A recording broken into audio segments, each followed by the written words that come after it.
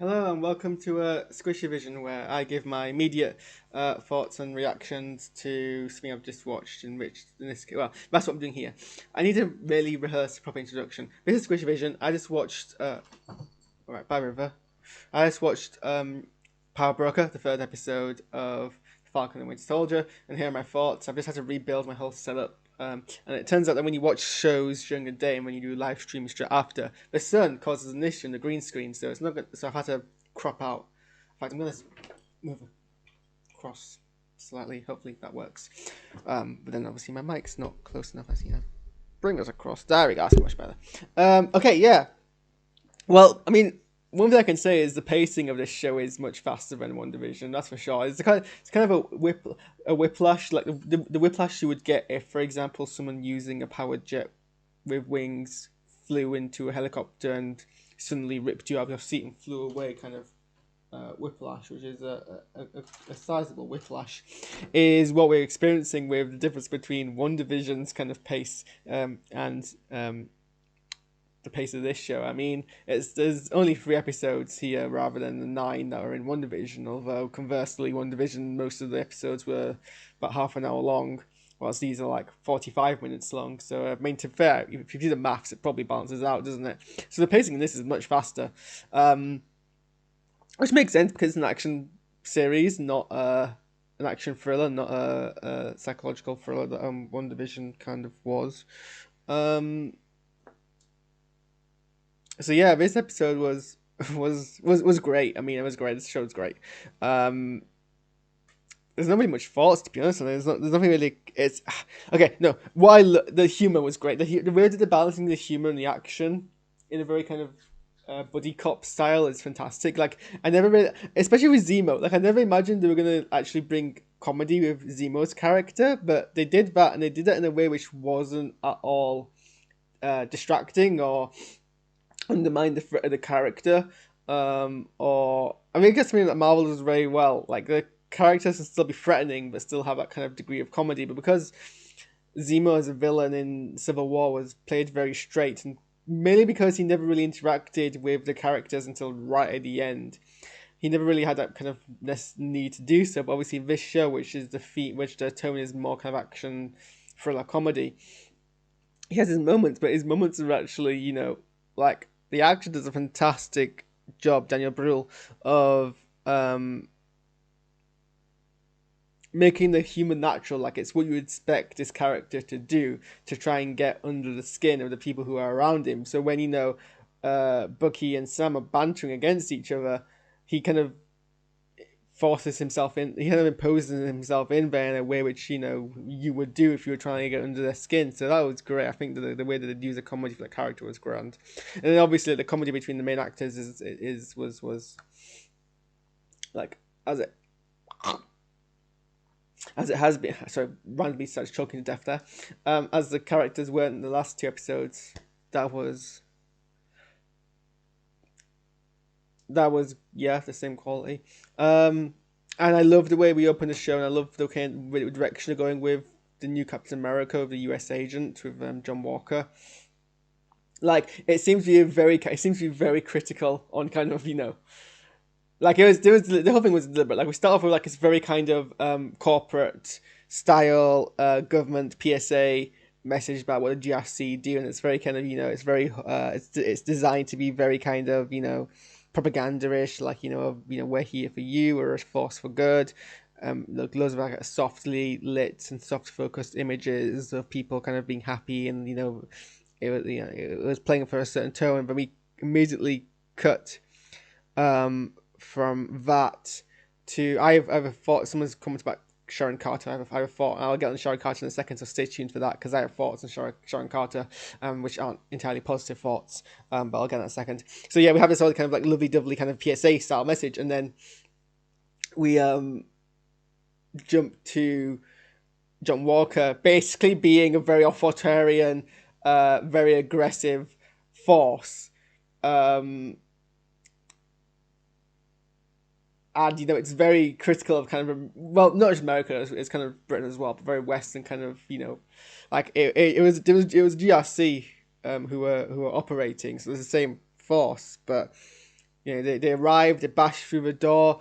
It's a deliberately a stark contrast to the kind of ideals that Sam Rogers, no, not Sam. What am I talking about? Wait, why am I completely blanking on what Captain America's first name is? That's embarrassing. That's an embarrassing thing to happen on a live stream.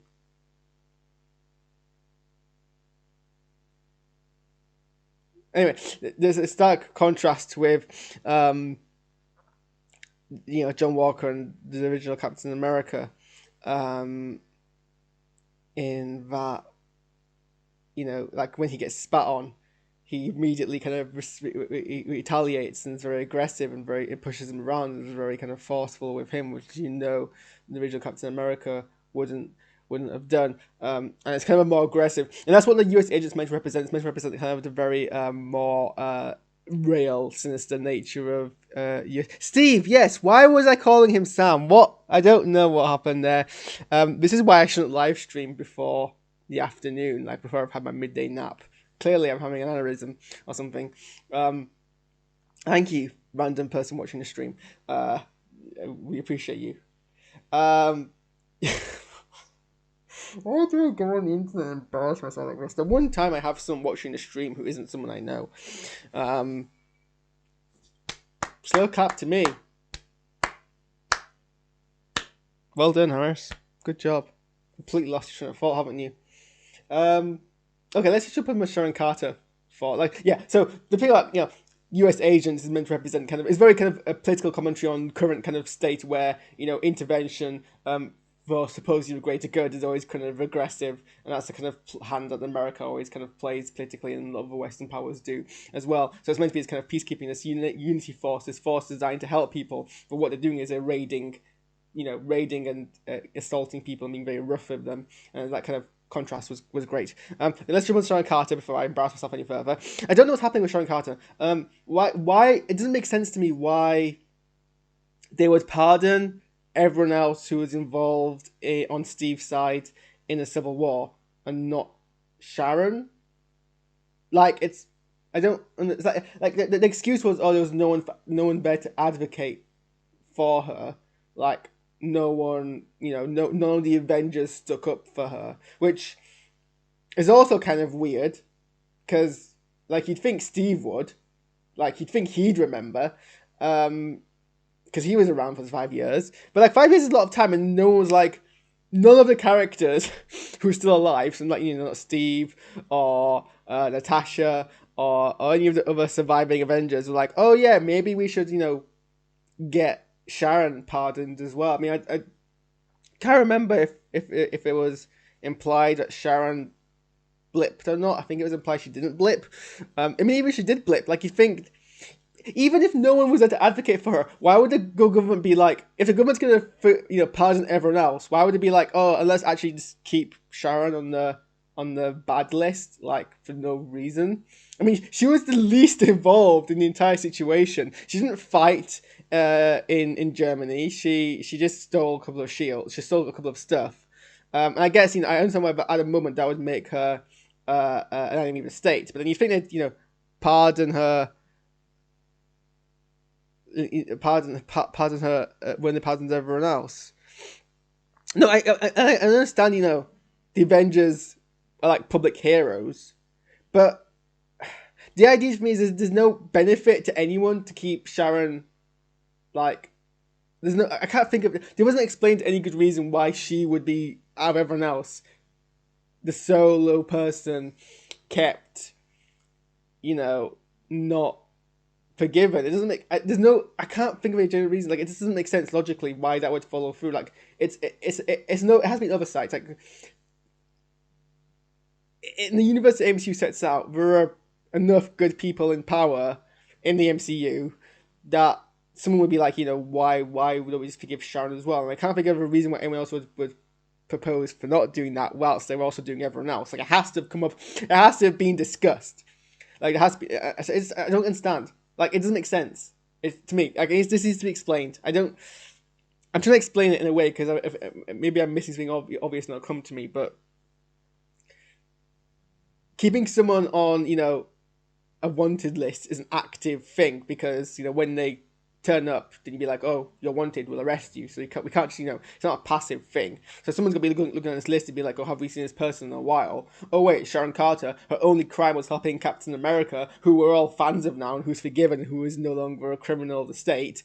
Why is she also a criminal of the state? And I don't understand why, nobody, and it makes sense why Steve wouldn't do that. Like, that doesn't make any sense to me. Like, it shouldn't be a hard, and she seemed very skeptical about the idea that Sam would be able to help her out. I mean, maybe Sam now would be harder to help her out because Sam's getting himself into all of trouble. But I just can't understand. It doesn't make sense. And Sharon's like clearly a useful asset to have. She's got a lot of skills, and she wasn't disloyal to like the government. I mean, she was, but she was disloyal to the government for Captain America, who they're now forgiven and who's now who's not being forgiven. It's not like she was disloyal to the government because she didn't believe in the government. It was because she believed in someone better who were now forgiven. Do you understand kind of the issue here? It doesn't make sense to me. I think there's something else. Oh yeah, okay. I guess it's a time in the show where we usually talk about kind of the political insinuations of the flag smashers and what that play. And I'm kind of very skeptical and on the edge about what they're going to do with the flag smashers, because, as I said in my first episode, and I went on a kind of a rant about, they can either use the flag smashers as a criticism of, being anti-capitalist and anti kind of nationalist, and if you paint that in a negative way, that's a very bold political message for Marvel to send out, and a problematic one of that. But if they're using her in a more nuanced way, that's better. And in the second episode, it seems to be not more nuanced, and even in this episode, we continue to portray them as kind of very sympathetic people who are acting in order to help refugees and help people in camps. But then we end the episode, and she does a kind of very villainous thing of killing innocent people, which happens in real life, and it's a nuanced political situation I don't want to get into right now. But in the context of a TV show to viewers like ourselves and a lot of casual viewers, where that's coded as a very kind of villainous thing to do. So now they're coding them more as villains than as sympathetic freedom fighter kind of people. And that it's only halfway through. So, I'm not condemning or making any judgments on the show quite yet, but I'm a bit worried about how that kind of flipped to the last bit. Like, that was a kind of, because it was one of the last parts of the episode as well, and I was surprised to like the other people.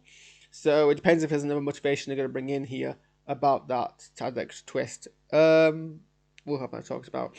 I love the fact that they've kind of brought in Wakanda as an element, and that makes a lot of sense. That would be an easy plot thread to just kind of forget about, because not even I kind of realized the insinuation. I never kind of realized, oh yeah, Zemo was the person who killed T'Chaka, and the Wakandans aren't the type of people to kind of let go of something like that so easily. So the fact that they're bringing in kind of Wakanda is, I think, a very I didn't expect it, and I think it's a welcome introduction, and I'm interested to see where that goes.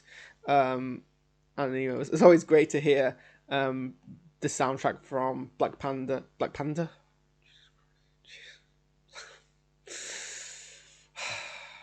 Panther. It's very interesting to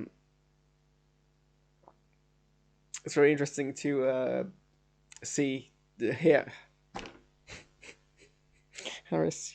This is what happens when you fall asleep on your sofa 5 nights consecutively in a row. You can't speak properly. God knows how I passed my job interview earlier this week. Jesus Christ, Harris. It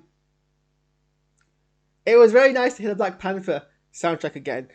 The person who's watching the stream, I'll say your name because I'll be calling you the person, which is very rude of me. Retic Singh has said that they feel like Carly's going to go like the Tyler Durden route from Fight Club, and to my possible shame, considering how much of a recognizable film it is, I've not actually ever seen Fight Club, and I don't know the plot. I know the twist at the end, because everyone knows the twist at the end of Fight Club, but I don't actually know what happens in Fight Club in the details, so I don't know what that comment means, and don't feel like I need to explain it to me, because I think I'll get it at some point when I watch the film, but it's probably true, or not, I don't know, I've not seen Fight Club.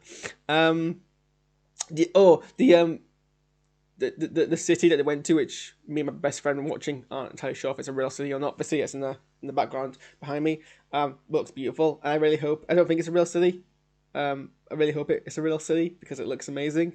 I think it's based. I think it's based on kind of a few cultures that do exist. So I'm sorry to see that's like it. But I do like this whole kind of neon vibe they went for. That was great. Do we know who shot Selby? I'm not entirely sure if we're meant to. I'm confused. I wasn't sure if it was meant to be. I wasn't sure if we were meant to assume it was Sharon. I don't think we are. I don't think we're meant to know who shot Selby. But a whole bunch of plot summaries I quickly read through described seem to insinuate that the Sam, Bucky, Zemo trio killed Selby, which I don't think is true at all. I think that's clear in text that wasn't the case because they were like, "Oh, they'll pin us on us," but it's not. No one seemed surprised really that she got shot. I mean, they were surprised, but no one seemed kind of like confused, I guess, is the question. Like, because she seems a very kind of safe, higher up person, and so the fact that she got just shot really came out of nowhere. I don't know if that's going to come back later, or if that's just a thread we're not meant to really pay much attention to. I don't think we're meant to assume Sharon shot her because Sharon didn't bring up later on, and I don't think there's a real reason for her to do that. But this episode depicts it quite, I guess, I wouldn't say weirdly, in the way it goes about it, which is confusing me. I don't like being confused. There's no reason for me to be confused unless it's a plot thread that's meant to be left hanging. But it just seemed the way the episode went about it just didn't signpost it clearly enough. Is what I think I should be saying. But yeah, the action pieces were great. Okay, actually, no. Back to the Selby thing. For clarity, this is a very unstructured live stream because. Okay, so the person in the stream, Retic Singh, who clearly knows more about me, so he should probably be doing the stream and not me. In fact, you know what? I'll leave and just send you the code for this stream and you can take over. No, I'm not going to do that. It's my stream. He said that magic power isn't real, which I imagine was the case. But it's where Wolverine was created, apparently. I'm sure it's the case in one of the continuities, because this comics have so many continuities. Yeah, who gets told, oh, this is a very kind of high-risk situation, you need to be in character the entire time, if there's a very small margin of error, if you do anything wrong, we're all going to get killed. Who goes into that situation and leaves their phone turned on? That is, this isn't the first show to do that, but I expected better from Sam Wilson. Sam is meant to be a spy, like he was part of Avengers, and they did a lot of, and between Age of Ultron and Civil War, they did a lot of kind of infiltration spy work. He should be he's clearly going on this mission. He's clearly not an idiot. Sam, we're meant to assume, is a very kind of talented and competent person, and although he's mainly a soldier, more than a spy, he's clearly comfortable doing the spy work, like a lot of the some of the kind of Avengers that did when they acted on behalf of Shield or independently. So who got in a situation and leaves their phone turned on? You didn't at least think you should turn the vibrate option off, so it was just completely silent whatever happens. Also, why is your vibrate so loud?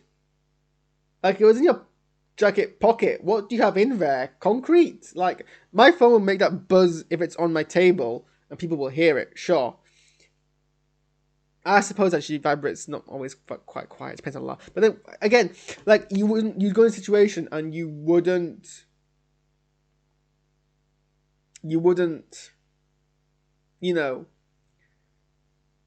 have your phone turned off. It seems like it's a thing. It's a thing that's been done in films and media and TV before. But for a show as cleverly and well written, well executed as this show is, because this show's got fantastic production value, that just seems a very cheap way to kind of resolve the scene.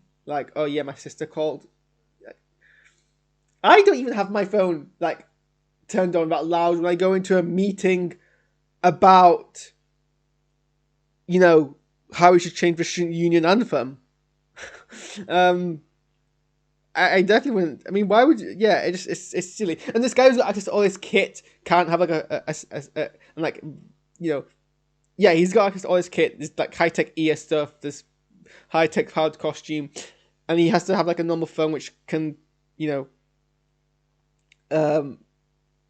ruin his cover so easily. And then when the person called, he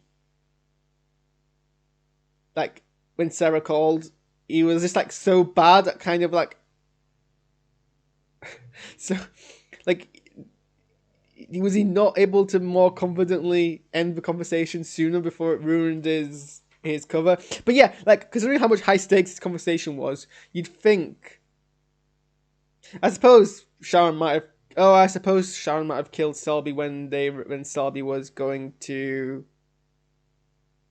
Right, yeah, makes sense. I think Sharon possibly killed Selby with the motivation being that Selby was about to kill them, so it was to give them an escape. But even then, that's like a bad move because clearly they were able to overpower everyone in the room who was armed quite quickly. So that seemed like the safest way to get out anyway. Like, we didn't need to really kill Selby to escape. So I don't know. It seems if that's the case, it was not the best. That scene wasn't the best executed part of the scene, as I guess is what I'm trying to say here. I just can't get over the fact that Sam goes into this thing with his phone still turned on. Like, who would he be expecting a call? Who would he be able to take a call from in any of that scenario that he didn't leave his phone on that he couldn't then pick up later on? It's just so silly.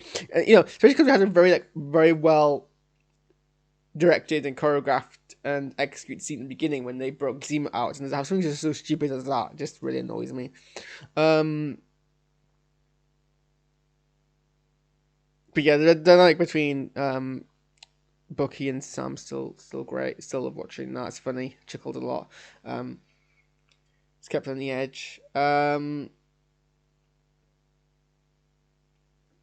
glad we didn't do the thing where they broke Zemo out and then in the same episode Zemo kind of escapes and like tricks them, because that's another thing that's done so much. It's very annoying. It's when the good guy realizes they have to break out the bad guy, and the bad guy immediately uses the excuse to kind of escape. And I'm glad that they didn't actually go with that, and they were able to keep hold of him and not leash on him for like actually a lot period of time. So yeah, that was apart from the part where he shot the guy, which you'd think they'd be keeping a. Well, I suppose Sharon did come into the room and distract him very briefly, but even then, like, come on, Bucky, you've got like superhuman reactions, right? You think you'd be able to spot that. The fight scene with Sharon was great as well. Like, that was the one at the end when she was basically attacking all those people, taking them out around the shipping crates. That was very well choreographed. What else happened in the episode? I don't know. I think there was something else I was literally about to go on to, but I backtracked and I forget what I was about to go on to, which I do a lot in these rambles. Maybe I should just, end it here. What time are we on? 23 minutes. Good time to end it.